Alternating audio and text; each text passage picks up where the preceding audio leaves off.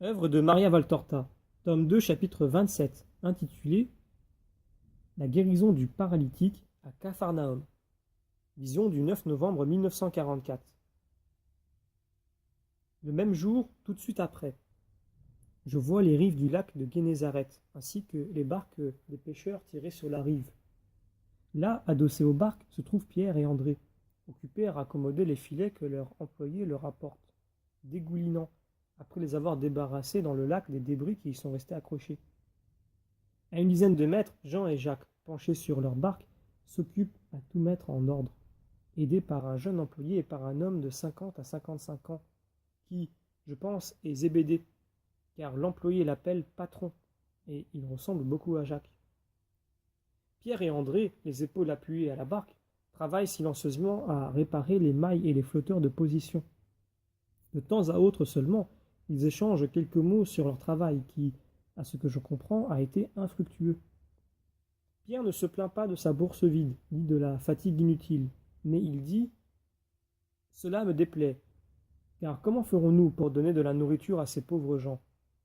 Il ne nous arrive que de rares offrandes, et ces 10 deniers et 7 drachmes que nous avons reçus pendant ces 4 jours, je n'y touche pas. Seul le maître doit nous indiquer à qui doit aller cet argent. Or, il ne revient pas avant le Shabbat.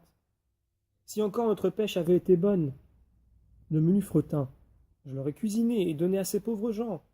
Et s'il s'était trouvé quelqu'un pour murmurer à la maison, cela ne m'aurait rien fait. Les gens bien portants peuvent chercher des vivres, mais les malades... Et puis ce paralytique, ils ont déjà fait tant de chemin pour l'amener ici, dit André. Écoute mon frère, moi je pense qu'on ne peut rester séparés. Et je ne sais pas pourquoi le maître ne veut pas que nous restions tout le temps avec lui. Au moins, je ne verrai plus ces pauvres gens que je ne puis secourir. Et si je les voyais, je pourrais leur dire, il est ici. Je suis ici.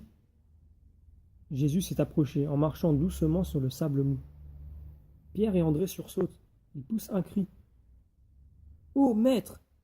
Et appellent Jacques, Jean, c'est le maître, venez! Les 2 hommes accourent et tous se pressent auprès de Jésus. C'est à qui embrasse son habit, ses mains.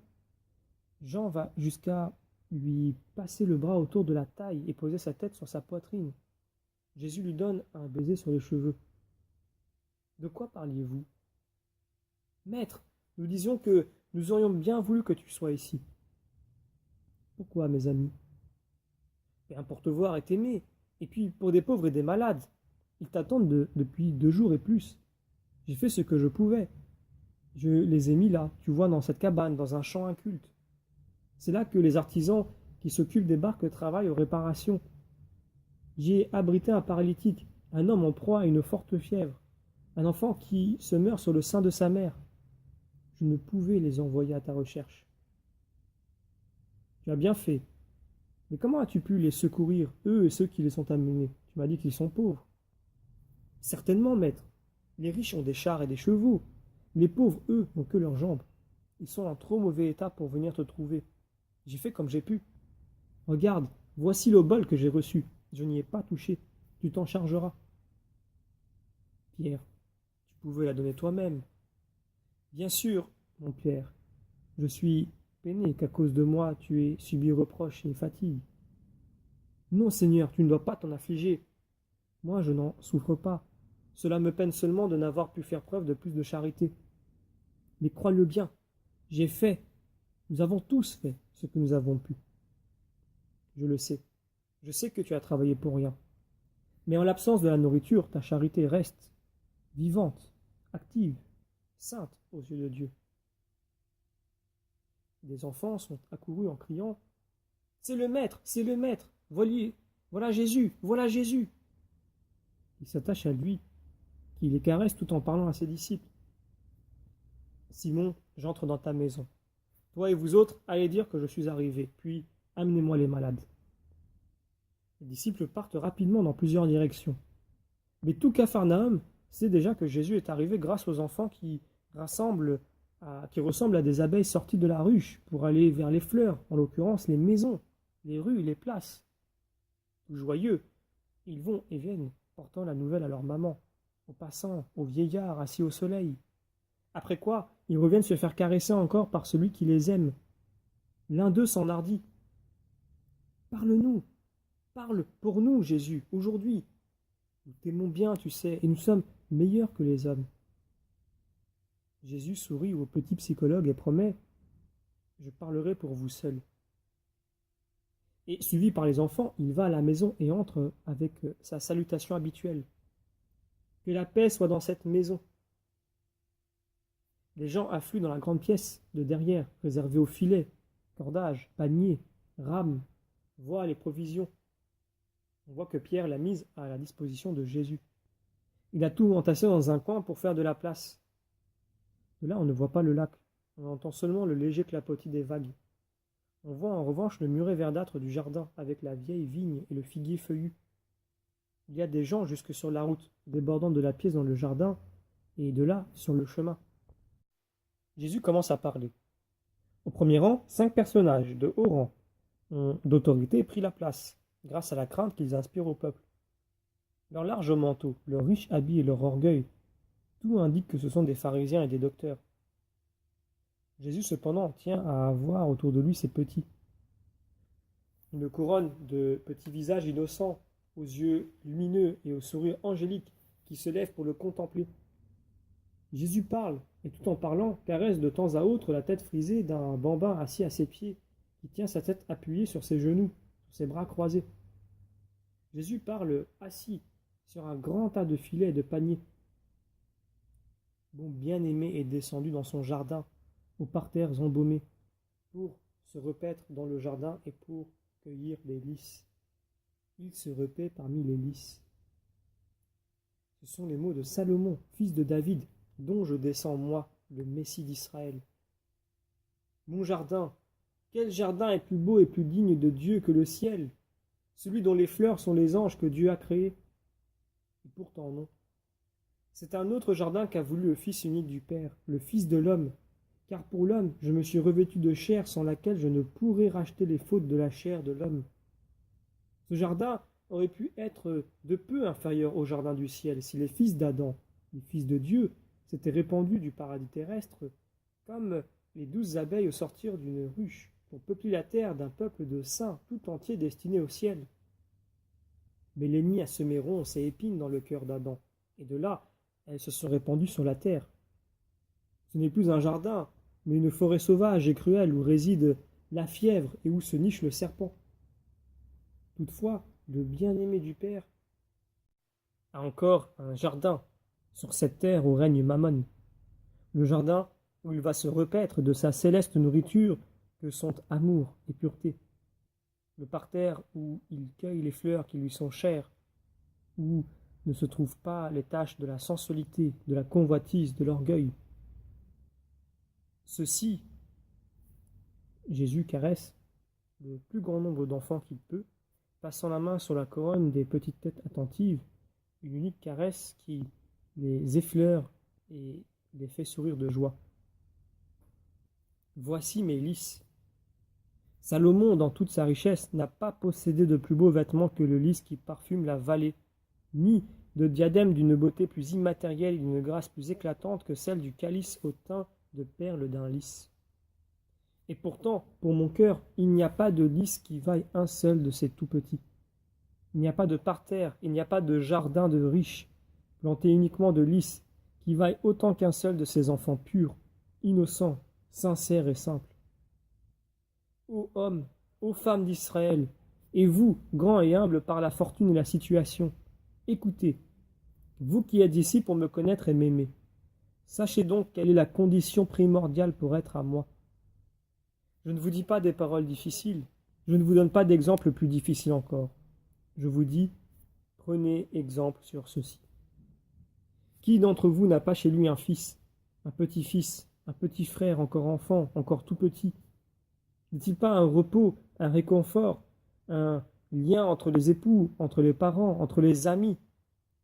L'un de ces innocents dont l'âme est pure comme une aube sereine, dont le visage dissipe les nuages et fait naître l'espoir, dont les caresses sèchent les larmes et déversent une force vitale. Pourquoi un tel pouvoir chez eux? Ils sont pourtant faibles, désarmés, encore ignorants. Parce qu'ils ont Dieu en eux, ils ont la force et la sagesse de Dieu. La vraie sagesse. Ils savent aimer et croire. Ils savent croire et vouloir. Ils savent vivre dans cet amour et dans cette foi. Soyez comme eux, simples, purs, aimants, sincères, croyants.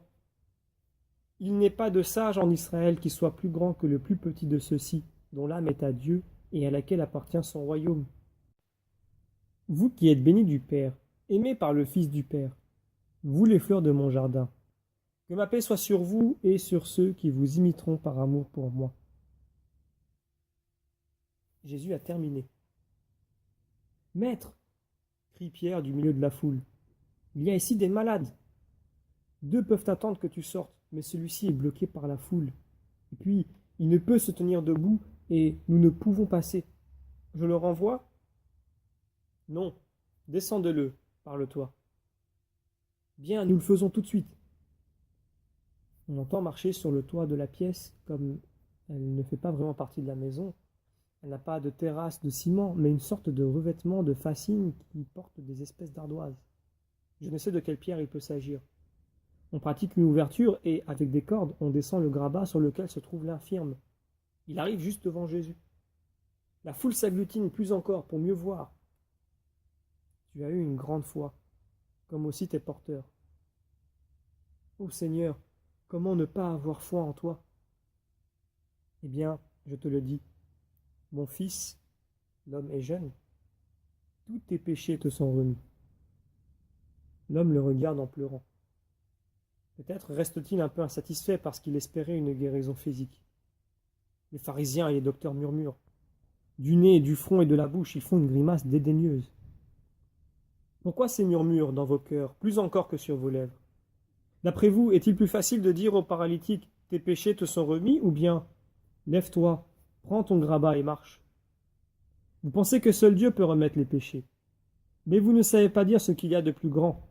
Car cet homme qui a perdu l'usage de ses facultés corporelles a dépensé toutes ses ressources sans qu'on puisse le guérir. Il n'y a que Dieu qui ait ce pouvoir. Or, pour que vous sachiez que je peux tout, pour que vous sachiez que le Fils de l'homme a pouvoir sur la chair et sur l'âme, sur la terre et au ciel, je dis à cet homme, lève-toi, prends ton grabat et marche, rentre chez toi et sois saint. L'homme sursaute, pousse un cri, se dresse debout, se jette aux pieds de Jésus, les embrasse et les caresse, pleure et rit à la fois, et avec lui ses parents et la foule qui, ensuite se range pour qu'il passe en triomphe et le suit en lui faisant fête. La foule, oui, mais pas les 5 hommes hargneux qui s'en vont, hautains et raides comme des piquets. Cela permet à la mère d'entrer avec son petit encore au sein, mais absolument squelettique. Elle le tend à Jésus avec ces seuls mots. Jésus, tu les aimes, ces petits, tu l'as dit, au nom de ton amour et de ta mère.